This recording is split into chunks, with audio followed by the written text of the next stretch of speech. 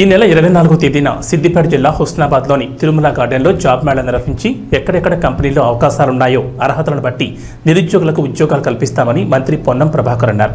Husnabad Congress party కార్యాలయంలో మండల party నేతలతో మంత్రి పొన్నం ప్రభాకర్ సమావేశమై మాట్లాడుతూ వర్షాకాలంలో వ్యవసాయ సంబంధిత ఎరువులు, విత్తనాల కొరత లేకుండా చూడాలని, విద్యుత్ అంతరాయం, తాగునీటి ఇబ్బందులు ఉండకుండా చూడాలని అధికారులను ఆదేశించినట్లు మంత్రి తెలిపారు.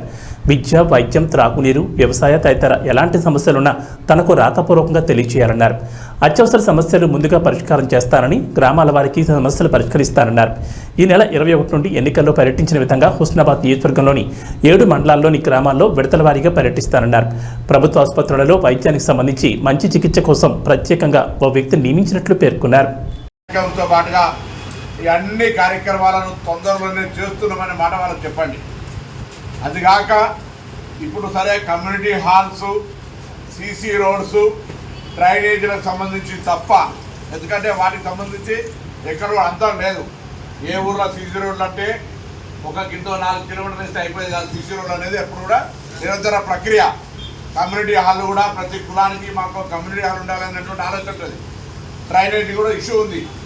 అవి 3 పక్కన పెట్టి విద్యాపరంగా, వైద్యపరంగా, త్రాగునీటి పరంగా, వ్యవసాయానికి సంబంధించినటువంటి పరంగా, అయితే ఇతరత్ర అటువంటి మౌలికంగా ప్రజలకు సంబంధించిన ప్రధానమైనటువంటి అంశాలు ఏమున్నా అవి ఇక్కడ మా చందు కానీ మీ మండల నాయకత్వం అంతా కూడా రమణ ఉంటాడు.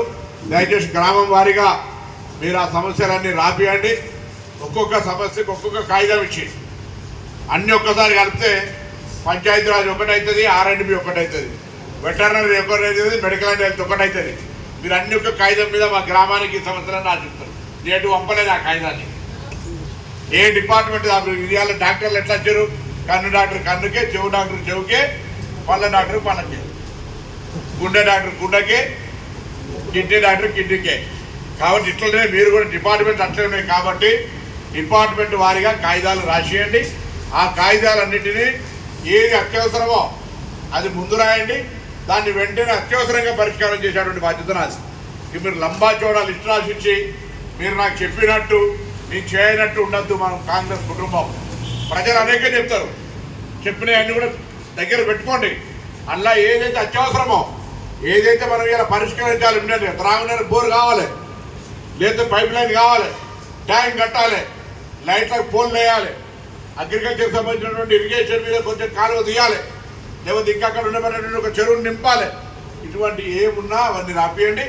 గ్రామాల వారీగా వాటన్నిటినీ పరిష్కారం చేస్తాం. నేను కూడా 21వ తారీఖు నుంచి రోజు ఎన్నికల్లో ఎట్లయితే పొద్దున్న 4-5, సాయంత్రం 4-5 గ్రామాలు తిరిగినామో అదేవిధంగా 21 నుంచి కార్యక్రమాన్ని ప్రారంభిస్తూ ఉన్నాం. 21వ తేదీ నుంచి ప్రతి గ్రామంలో 7 మండలాల్లో మండలానికి సంబంధించి ఒక్కొక్క రోజు టూర్ పెట్టి అట్లా ఫస్ట్ ఫేజ్లో 8 గ్రామాలు, సెకండ్ ఫేజ్లో 8 గ్రామాలు, అవన్నీ కూడా గ్రామాలను తిరిగేటువంటి ఒక ప్రయత్నం చేస్తాం. దాంతో పాటుగా 24వ తారీఖు నాడు మీరు గ్రామాల్లో మిమ్మల్ని కోరుతాను, ఇయ్యాలి అనౌన్స్ చేస్తూ ఉన్నాం. వాళ్ళ అధికారికంగా పంపుతారు పేపర్. జాబ్ మేళా ఉంది తిరుమల గార్డెన్లో. ఎవరెవరైతే మీ ఊర్లో పోయినప్పుడు ఉద్యోగం లేదని, పార్ట్ టైం కావాలి, లేకపోతే ఇంకెక్కడో కావాలి, 1 నుంచి పీజీ, 0 నుంచి పీజీ చదువుకోకుండా ఉద్యోగం కావాలంటే వాళ్ళతో సహా ఎవరి తరగతిలో వాళ్ళకి రకరకాల ఉద్యోగాలు ఉండేటువంటి పరిస్థితులలో ప్రభుత్వం తరఫున జాబ్ మేళా పెట్టిస్తూ ఉన్నాం మనం. మీరు మీ ఊర్లల్లో ఎవరెవరైతే చదువుకోక కుటుంబానికి ఆధారంగా నిలబడాల్సిన పరిస్థితి ఉంటే వాళ్ళను ప్రాధాన్యత చేసి మీరు ఆ జాబ్ మేళకు తీసుకొచ్చే విధంగా వాళ్ళందరికీ ఊర్లలో చెప్పండి. అందులో కొన్ని జాబ్స్ వస్తాయి, రాని వివరాలు మన దగ్గరికి వస్తాయి.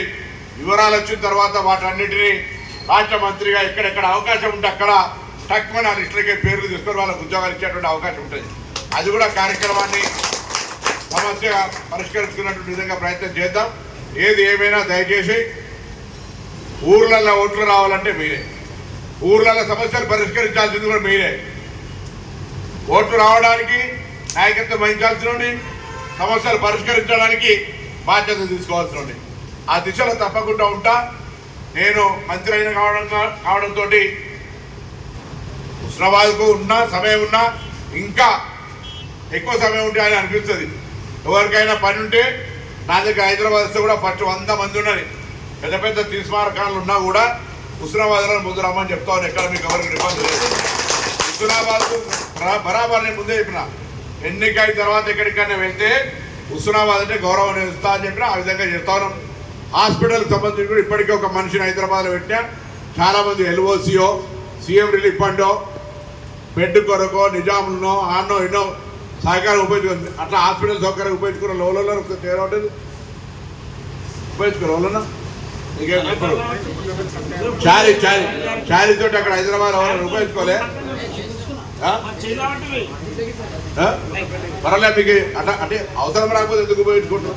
అవసరం వచ్చినప్పుడు హైదరాబాద్లో మన ప్రాంతంకు సంబంధించిన వాళ్ళ వైద్యానికి సంబంధించి ఒక ప్రత్యేకమైన మనిషి, బెడ్ దొరకకపోయినా, మంచి ట్రీట్మెంట్ దొరకకపోయినా, ఆ యొక్క ఆరోగ్యానికి సంబంధించిన బిల్లులు మళ్ళీ క్లెయిమ్ చేసి ఇచ్చినప్పుడు కావచ్చు, అడ్వాన్స్గా ఎల్ఓసి అంత వచ్చినప్పుడు కావచ్చు, ఇవన్నీ కూడా ఒక మనిషి పెట్టిన ప్రధాన. ఆ విధంగా ఆరోగ్యము, విద్య, వైద్యం ఇటువంటి ఊర్లలో ఉన్నాయన్నీ కూడా కొన్ని కాగితాలు ఇచ్చేది, కాగితాలు ఇచ్చి మీరు రాసి దేనికి అదే అప్లికేషన్లు ఇచ్చే విధంగా చేయమని చెప్పి కోరుతూ మరొకసారి మీ అందరూ